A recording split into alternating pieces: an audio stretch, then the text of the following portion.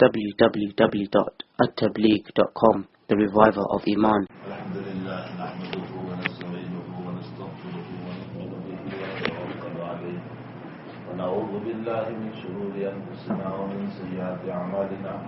Man yahdihillahu fala mudilla lahu wa man yudlil fala hadiya lahu. Nashhadu an la ilaha illallah wahdahu la sharika lahu wa nashhadu anna sayyidana wa mawlana Muhammadan abduhu wa rasuluhu. أما بعد أعوذ بالله من الشيطان الرجيم بسم الله الرحمن الرحيم إنما يوفى الصابرون أجرهم بغير حساب صدق الله العظيم. بزرگوں اور بھائیوں، انسان کی زندگی میں دو طرح کے رخ چلتے ہیں، کبھی غمی ہوتی ہے، کبھی خوشی ہوتی ہے. کبھی انسان کا حال یہ ہوتا ہے تندرست ہے، صحت یاب ہے، دوڑ رہا ہے، اور کبھی ہوتا ہے کہ انسان بیمار ہو جاتا ہے، تکلیفیں آتی ہیں. پھر بیماریاں بھی مختلف قسم کی ہوتی ہے، کسی کو نیمونیا ہے، کسی کو ملیریا ہے، اور اس سے بھی بڑھ کر کسی کو کینسر ہے، کسی کو ایڈز ہے. تو یہ دوڑتا ہوا انسان اچانک کبھی بستر میں بھی چلا جاتا ہے. کبھی خوشی کے ایام ہوتے ہیں، کبھی غمی کے ایام ہوتے ہیں.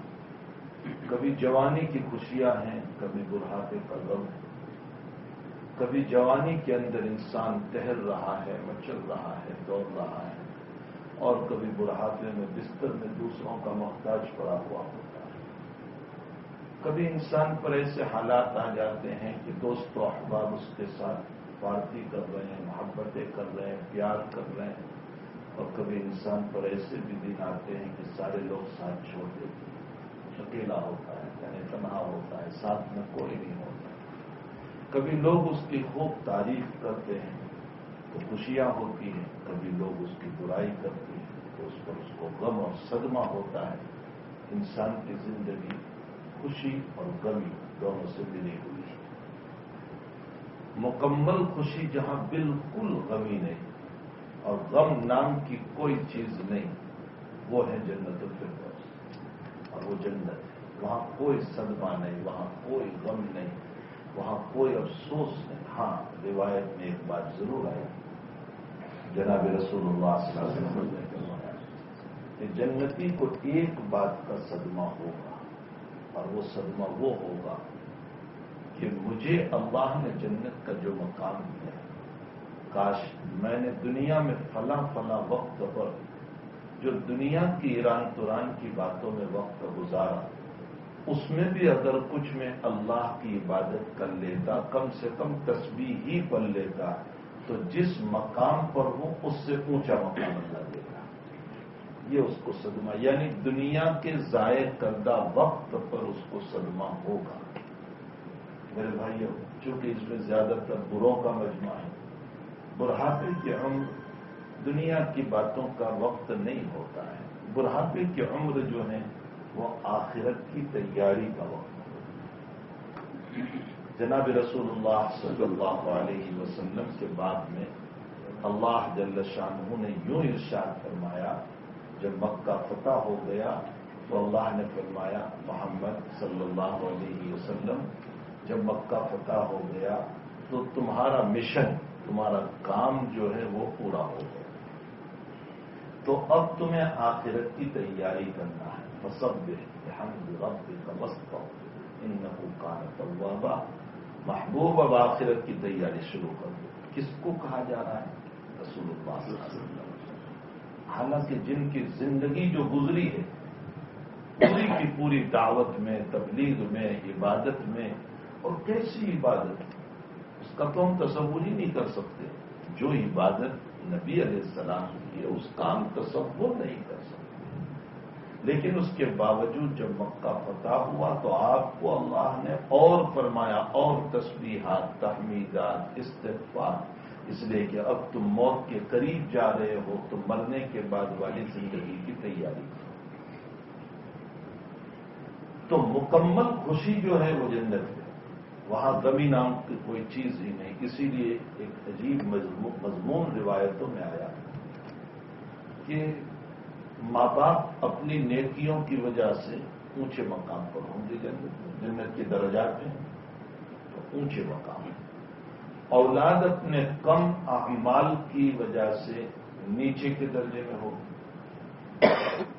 ماں باپ بہرحال ماں باپ ہوتے ہیں, ان کو وہاں اپنی اولاد کو ملنے کی تمنا ہوگی کہ اللہ ہم اپنی اولاد کو ملنے کے لیے جانا چاہتے ہیں. جیسے دنیا میں ہوتا ہے کہ اولاد کہاں ہے, باپ کہاں ہے, ماں کہاں ہے, تو پھر اپنے اولاد کو ملنے کے لیے انسان کا جی چاہتا ہے کہ میں اپنی اولاد کو دیکھوں. تو ماں باپ بلند مقام پر ہوں گے, ان کا جی چاہے گا کہ اولاد کو ملے. تو حق تعالی جل شانہ سے جب درخواست کریں گے تو حق تعالی جل شانہ فرماتے ہیں کہ تمہیں نیچے جانے کی ضرورت نہیں ہے, تمہارے اعمال کی برکت سے میں تمہاری اولاد کو اوپر لے آتا ہوں. یہ اللہ کی صفت رحمت کا مسئلہ ہے. تم اوپر سے نیچے نہ جاؤ. یہ دنیا کا مسئلہ ہے کہ اکنامک والے کو وی آئی پی میں آنے نہیں دیا جاتا. اللہ کے وہاں یہ مسئلہ نہیں ہوگا. اللہ کے وہاں حال یہ ہوگا کہ اللہ اوپر والوں کے اعمال کی بدولت اکنامک والوں کو بھی وہ مقام دے دے گا. جو وی آئی پی کا مقام ہے وہ مقام ان کو دے دے گا. اب جب اولاد وہاں ملنے کے لیے پہنچے گی اپنے والدین کے ساتھ, تو روایت میں نبی کریم صلی اللہ علیہ وسلم نے فرمایا کہ ماں باپ کی نیکیوں کی بدولت اللہ کا حکم یہ ہوگا کہ اب اولاد کو تمہاری ہی جنت والے مقام کو میں ہمیشہ کے لیے دے دیتا ہوں. ان کو نیچے واپس جانے کی ضرورت نہیں ہے. تو مکمل 100% خوشیوں کا مقام وہ جنت ہے, اور مکمل 100% غمیوں کا مقام وہ جہنم ہے.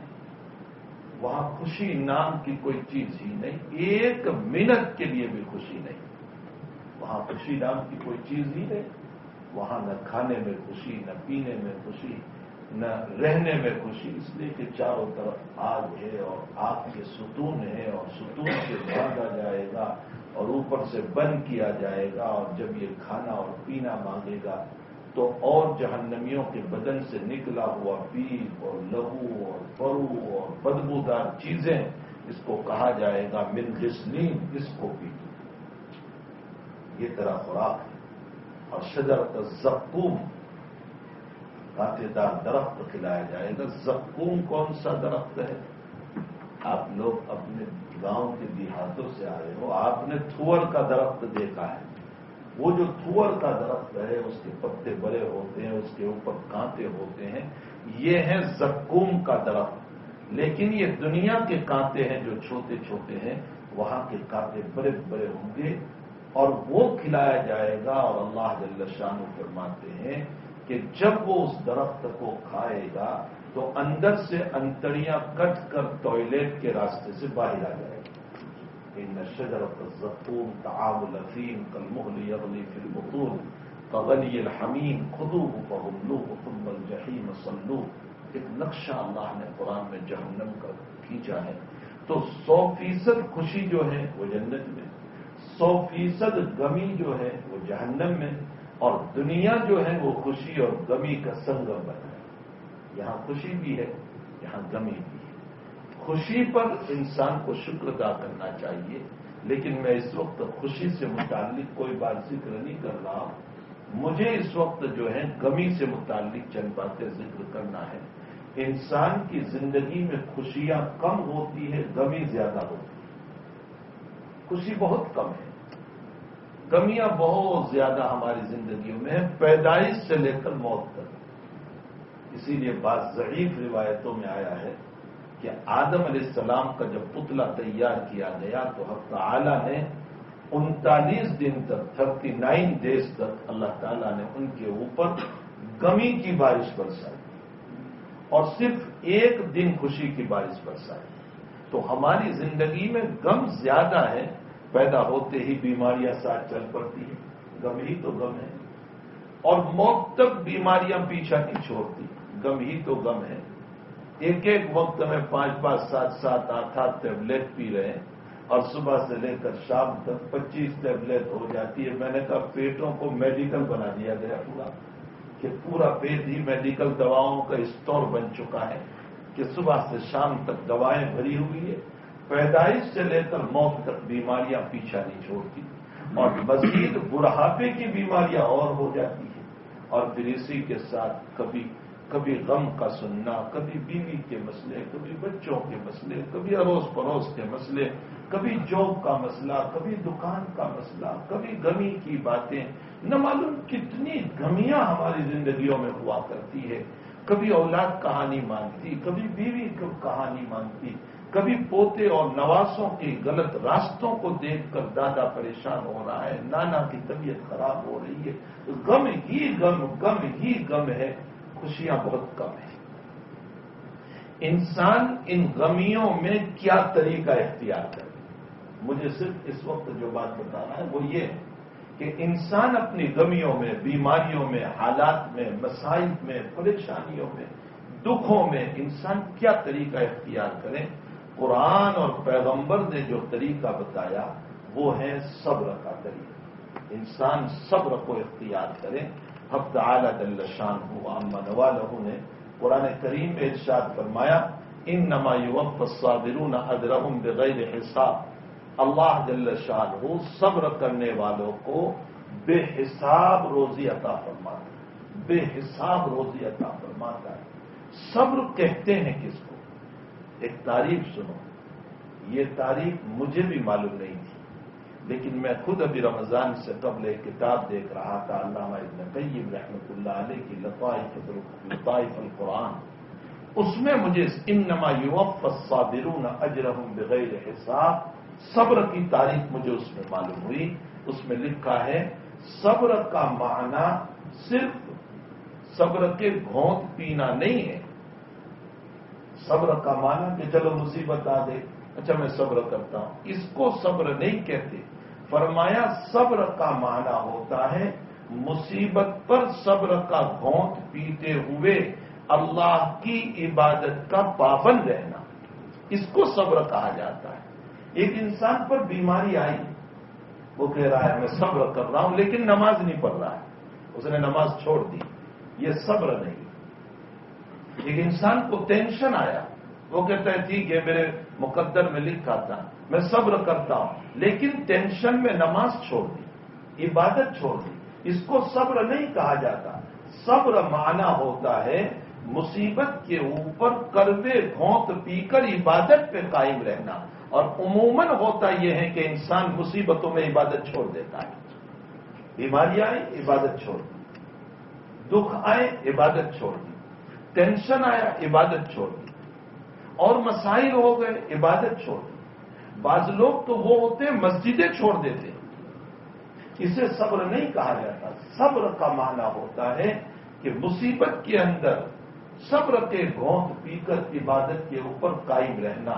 اگر یہ بات ہے تو پھر اللہ کی طرف سے اجر عظیم ہوگا۔ انما یوفی الصابرون اجرہم بغیر حساب۔ حضرت ایوب علیہ السلام پر جو مصیبت آئی، اللہ، وہ بیماریاں تو کہاں ہم پر جو حضرت ایوب علیہ السلام پر، قرآن ان کی بیماریوں کا تذکرہ کر رہا ہے۔ پورا بدن بیمار، ہر وقت پریشان، اور پریشانیوں کا حال، لیکن اس کے باوجود ہر وقت صبر کا دامن کبھی ہاتھ سے نہیں چھوڑا۔ بس اسرائیلی روایتوں میں لکھا ہے، اسرائیلی روایت ہے، اسرائیلی روایتوں میں لکھا ہے کہ حضرت ایوب علیہ السلام کی بیوی کو شیطان انسانی شکل میں ملا، اور انسانی شکل میں مل کر کے یوں کہا کہ تیرے شوہر کو بہت تکلیف ہے، پریشانیاں ہیں، اتنی تکلیف، اچھا بھی نہیں ہو رہا ہے، نبی ہے لیکن اللہ کی طرف سے کوئی مسئلہ صحت کا نہیں ہو رہا ہے، میں ایک علاج جانتا ہوں، لیکن شرط یہ ہے کہ جیسے تو اللہ کو سجدہ کرتی ہے مجھے بھی سجدہ کر لے، میں صحت کا راستہ تجھے بتا دوں گا۔ تو بیوی ہر وقت اپنے شوہر کے لیے فکر مند ہوتی ہے، میرا شوہر اچھا ہو جائے۔ ہزاروں میں کوئی ایک ایسی بیوی ہوگی جو چاہتی نہ ہو، بلکہ وہ یہ چاہتی ہو کہ اچھا دنیا سے رخصت ہو جائے۔ باقی عموماً ہر بیوی کی چاہت یہ ہوتی ہے کہ میرا شوہر اچھا ہو جائے۔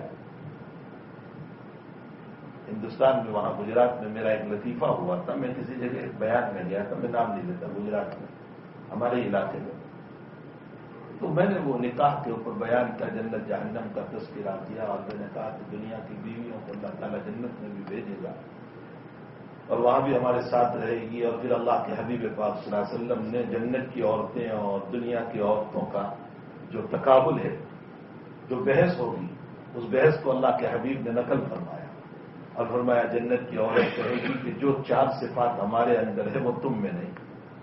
ہماری پہلی صفت یہ ہے کہ ہم ہمیشہ جوان، تم پر بڑھاپا آیا۔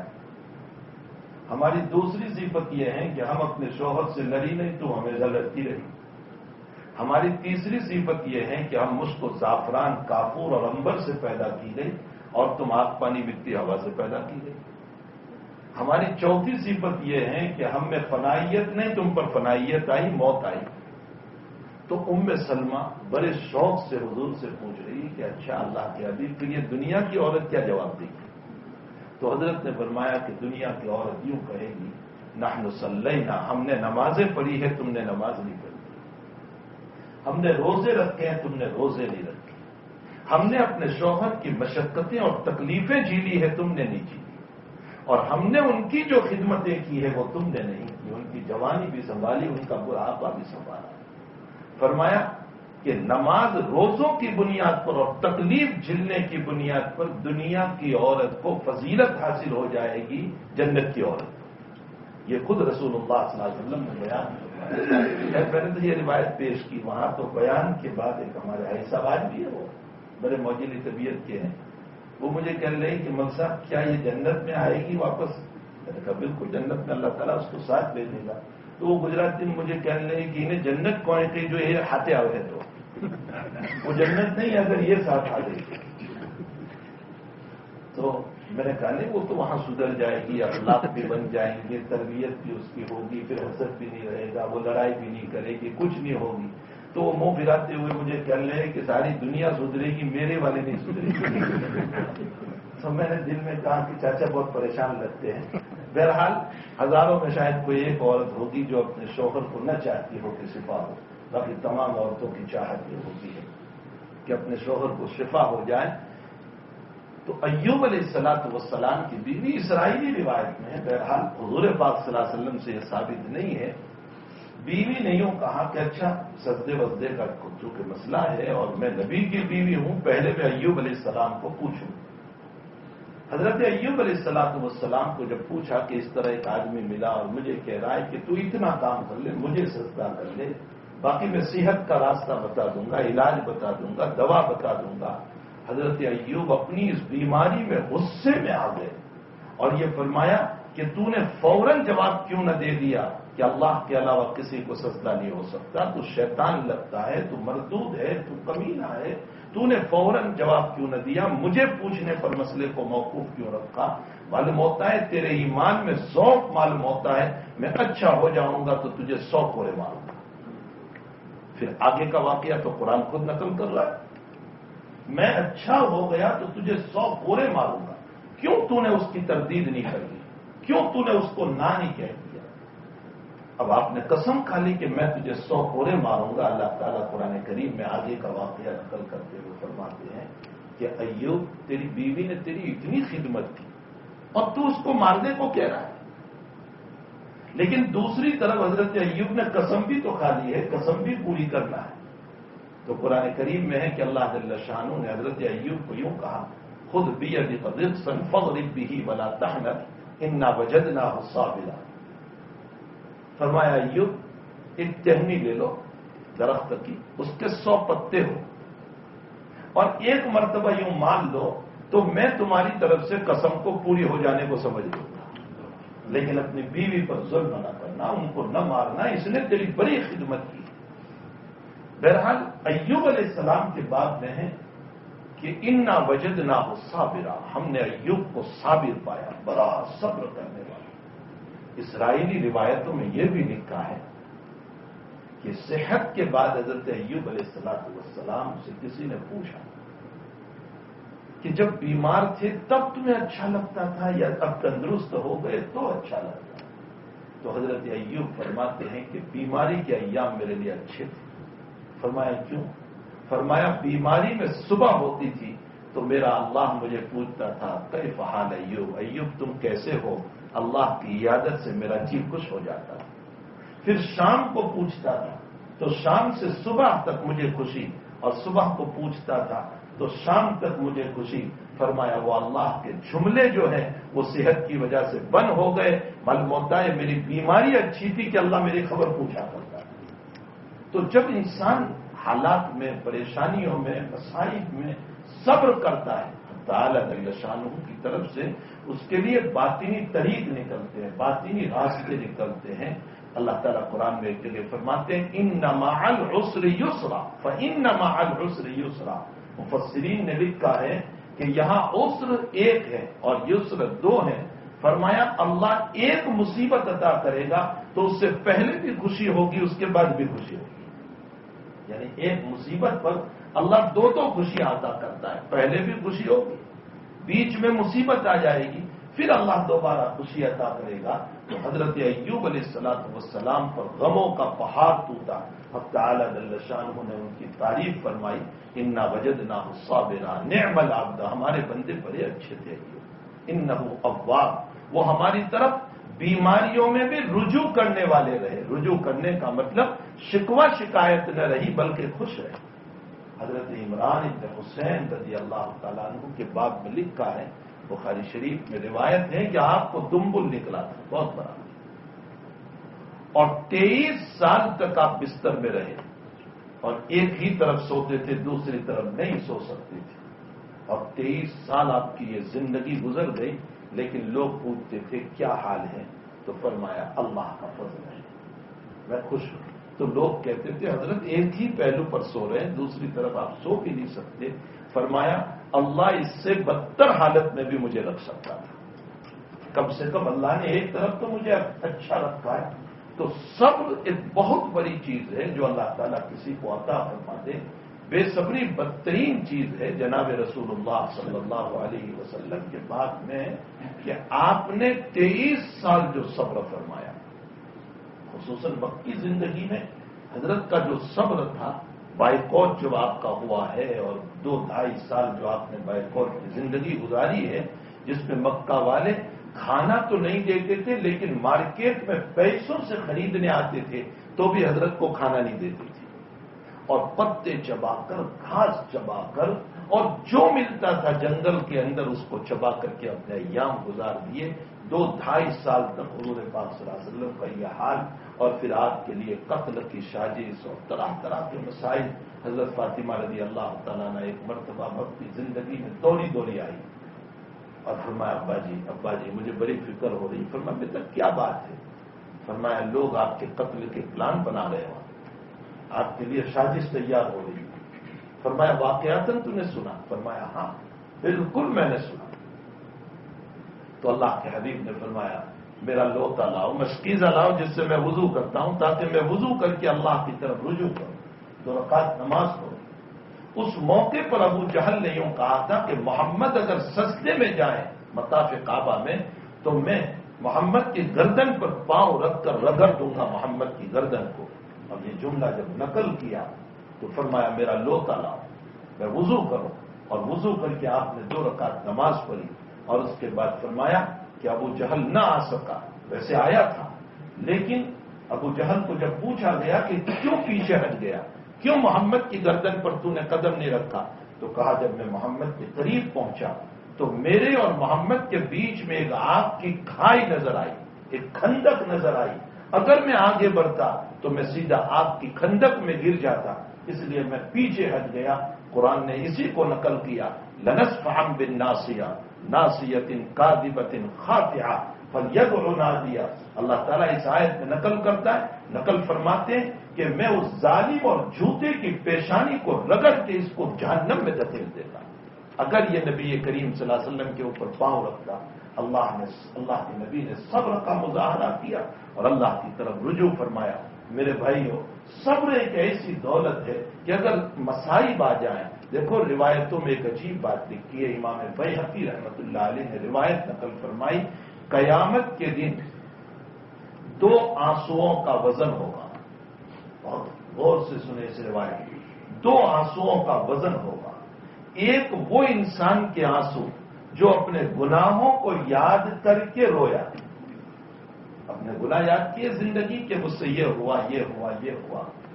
میں نے ابھی وہاں انگلینڈ کے بیان میں ایک بات کہی، میں نے کہا اللہ کی ذات وہ قادر مطلق ہے کہ آدم علیہ السلام کو جس چیز کو کھانے سے منع کیا گیا تھا، جو شجرہ تھا، جو درخت کوئی تھا جس سے منع کیا گیا تھا، لیکن آدم علیہ السلام نے حوا کی بات کو سن کر اور شیطان کے پتی بڑھانے سے، اس لیے کہ عورت جو ہے وہ شیطان کی جال ہے، المرأہ حبالت الشیطان، شیطان کی جال ہے۔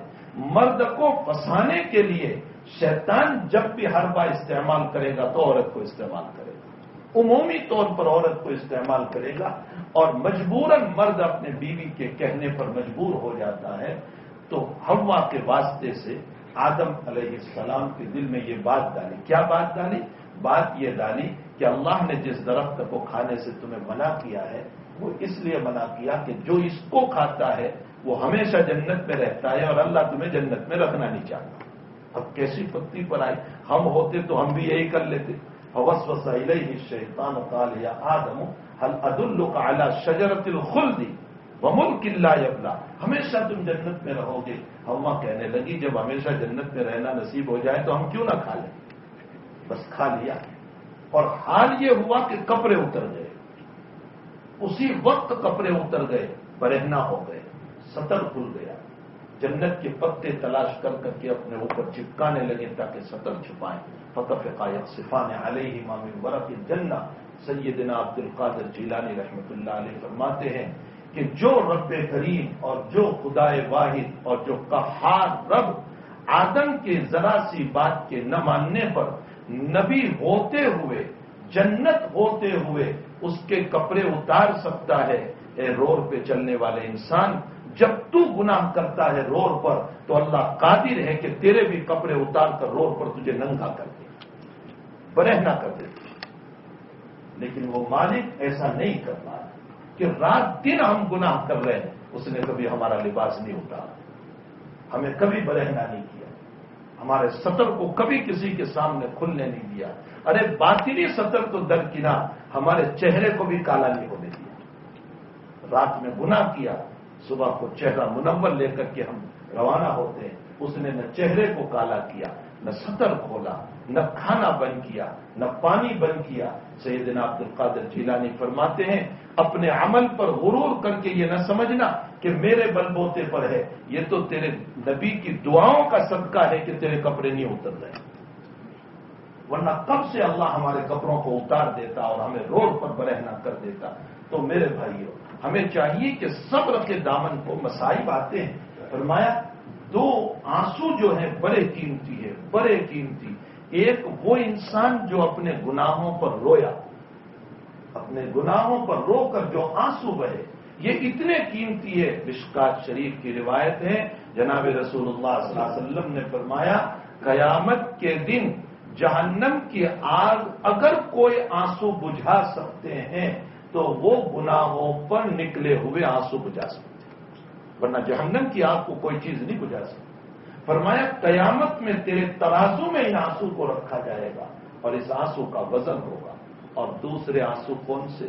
فرمایا کسی نے تجھے ستایا، کسی نے تجھے تڑپایا اور تو صبر کر گیا، اور صبر کر کے نماز کی طرف چلا گیا اور تو نے 2 رکعت نماز پڑھ لی، اور صبر کا گھونٹ پی کر تیرے آنکھوں سے آنسو نکل آئے کہ اللہ اس نے مجھے ستایا، پریشان کیا، میں اس کو کچھ نہیں کہہ رہا ہوں، تیرے حوالے۔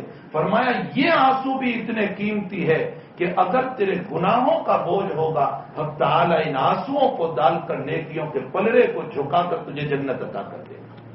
یہ وہ قیمتی آنسو ہے جو صبر کے آنسو۔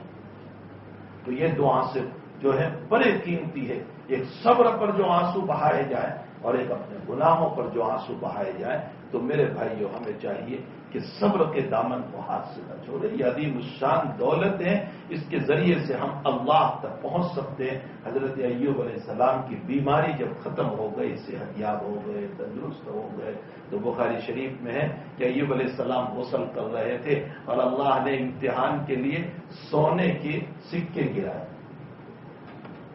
تو ایوب علیہ السلام غسل خانے ہی میں سونے کے سکے سب جمع کرنے لگے.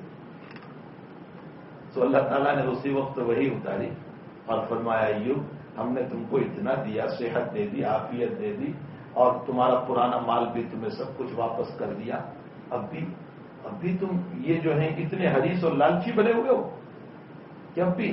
تو کیا جواب دیا؟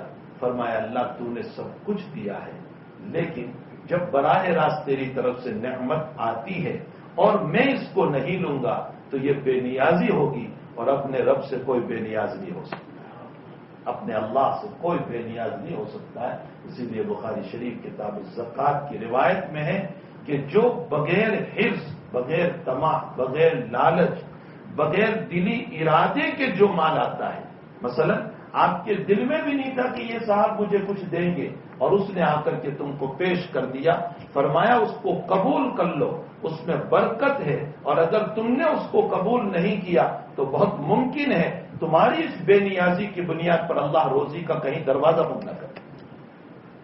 اس آنے والے چیز میں، ان آنے والے پیسوں میں جو بغیر طمع اور بغیر ارادے کے آ رہے اس کے اندر برکت ہوا کرتی ہے، اس کو قبول کر لو. یہ خود رسول اللہ صلی اللہ تعالی علیہ وسلم نے فرمایا.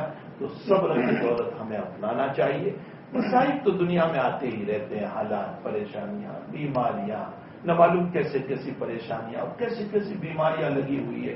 کوئی کینسر کا مریض ہے، کوئی ایڈس کا مریض ہے، کوئی نیمونیا کا ہے، کوئی بڑھاپے کی وجہ سے پریشان ہے، کوئی لقوہ ہے، کوئی فالج ہے، کوئی غموں میں ہے، کوئی کیا. ان حالات کے اندر ہمیں صبر کے دامن کو کبھی نہیں چھوڑنا چاہیے. انما یوفی الصابرون اجرہم بغیر حساب. اگر تم صبر کر لو گے تو میں بے حساب تمہیں روزی عطا کروں. اور یاد رکھو کبھی مسائل آتے ہیں، ایسے مسائل کے موقع پر بجائے انتقام کے، بدلہ لینے کے، اگر تم نے صبر کا گھونٹ پی لیا اور خاموش ہو گئے تو حق تعالی تمہیں ثواب عطا کرے گا، اور اس بندے سے اللہ خود ہی نمٹ لے گا. شاہ عبدالعزیز صاحب رحمۃ اللہ علیہ نے ایک واقعہ لکھا ہے کہ ایک صاحب اپنی محبوبہ کے ساتھ دیوانہ وار گلے پر ہاتھ ڈال کر کے چل رہے تھے راستے میں، اور ایک برا آدمی وہاں سے گزرا اور اس کا پاؤں کیچڑ میں پڑا برے آدمی کا، اور چھینٹ اڑی اور اس محبوبہ کے کپڑے پر پڑے تو چھینٹ. تو وہ اپنے چاہنے والے کو کہنے لگی دیکھو نا اس نے میرے کپڑے خراب کر دیے، تم اس کو کچھ کہتے بھی نہیں ہو. حضرت تھانوی علیہ الرحمہ نے بھی اس واقعے کو نقل کیا ہے، فرمایا تم اس کو کچھ نہیں کہتے. اس کے محبوب نے جا کر اس برے آدمی کو زور سے تھپڑ مارا. وہ تھا اللہ کا کوئی ولی، تھپڑ مارا اس نے کچھ نہیں کہا، اس لیے کہ اس غریب کا قصور کیا تھا، پاؤں پڑا اور چھینٹ ہوئی، اس میں کیا قصور تھا. بہرحال اس کو تھپڑ مارا اور شام نہ ہوئی کہ اس کے ہاتھ میں درد شروع ہوا. پھر ہاتھ کٹا، یہاں سے یہاں سے یہاں سے یہاں تک کٹ گیا، لیکن درد ختم نہیں ہو رہا تھا. بالآخر کسی حکیم کے پاس جب وہ پہنچا اور اس حکیم سے کہا کہ بھئی یہ مسئلہ ہے میرا اور درد ختم نہیں ہو رہا ہے، تو کہا واقعہ اصل میں ہوا کیا تھا. تو کہا کہ اس طرح کا واقعہ ہوا تھا. تو حکیم نے بتایا پورا ہاتھ بھی چلا جائے گا شفا نہیں ہوگی جب تک کہ وہ تجھے معاف نہ کرے. تو اس کے پاس جا کر کے اس سے معافی مانگ. تلاش کرتا ہوا پہنچا اور اس سے کہا کہ بھئی میں معافی چاہتا ہوں کہ میں نے تم پر ہاتھ اٹھا دیا تھا. تو کہا میں نے تو تجھے کچھ کہا ہی نہیں تھا، میں تو نکل گیا تھا، تو نے جب مجھے مارا تو میں وہاں سے چلا گیا تھا. البتہ تو نے تیرے یار کی مدد کی تو میرے یار نے میری مدد کی. سیدھا سا مسئلہ. تو نے تیرے یار کی مدد کی تو پھر میرے یار نے میری مدد کی. تو بھائی صبر کے اندر بڑے فوائد. ہمیں چاہیے کہ مصیبتوں سے گھبرا کر، بیماریوں سے گھبرا کر، حالات سے گھبرا کر صبر کے دامن کو نہیں چھوڑنا چاہیے. لیکن صبر کا معنی میں نے جو بتایا وہ یاد رکھنا، عبادتوں کے ساتھ. عبادت چھوٹنے نہ پائے. کہیں ایسا نہ ہو کہ درد سر ہے، مائیگرین ہے اور نمازیں چھوڑ دی، بخار آ گیا اور تراویح چھوڑ دی، ہلکا سا کوئی مسئلہ ہو گیا اور دین چھوڑ دیا، شریعت چھوڑ دی. ایسا نہ کیا کرو، بلکہ صبر کے گھونٹ کے ساتھ عبادت کو بھی جس طرح ادا ہو سکے ادا کرنا چاہیے. اللہ شان ہم تمام کو صبر کے دامن سے مالا مال کرے اور ہمیشہ اپنی زندگی کی پریشانیوں میں، مصائب میں صبر کے ساتھ اللہ کی طرف رجوع رہنے کی توفیق عطا فرمائے. اللہم صلی وسلم دائما ابدا علی حبیبک الحمدللہ رب العالمین والصلاة والسلام علی سید الانبیاء والمرسلین وعلی آلہ وصحبہ اجمعین۔ اللہ ہمیں شکر کے راستے سے بھی تجھے ملنے کی توفیق عطا فرما اور صبر کے راستے سے بھی تجھے ملنے کی توفیق عطا فرما۔ اے اللہ ہمیں صبر کی دولت عطا فرما، بے صبری سے ہم سب کی حفاظت فرما۔ اے اللہ بیماریوں میں، ناگہانی آفات میں، بلایا میں، مصائب میں الہ العالمین آپ ہمارے معین و مددگار بن جائیے۔ اے اللہ ہمیں صبر کی توفیق عطا فرما۔ اے اللہ ہمارے گناہوں کو معاف فرما، ہمارے قصوروں سے درگزر فرما، آپ سے ہر وقت جڑے رہنے کی ہم سب کو توفیق عطا فرما۔ اے اللہ مبارک مہینے میں تو نے ہی ہمیں ہمت عطا فرمائی، قوت عطا فرمائی، طاقت عطا فرمائی۔ اے اللہ 20 گھنٹے تک بھوکے رہنا یہ تیری قوت کے بغیر نہیں ہو سکتا ہے، تیری طاقت کے بغیر، تیری توفیق کے بغیر نہیں ہو سکتا ہے۔ تو نے ہی توفیق عطا فرمائی ہے تو اے اللہ قبول بھی فرما لے۔ اے اللہ نماز تراویح کو قبول فرما، تلاوت کو روزوں کو فرما۔ اے اللہ شرور فتن بلایا مصائب سے ہم سب کی حفاظت فرما، ہماری دعاؤں کو اپنے فضل و کرم سے قبول فرما۔ وصلی اللہ علی نبی الکریم برحمتہ۔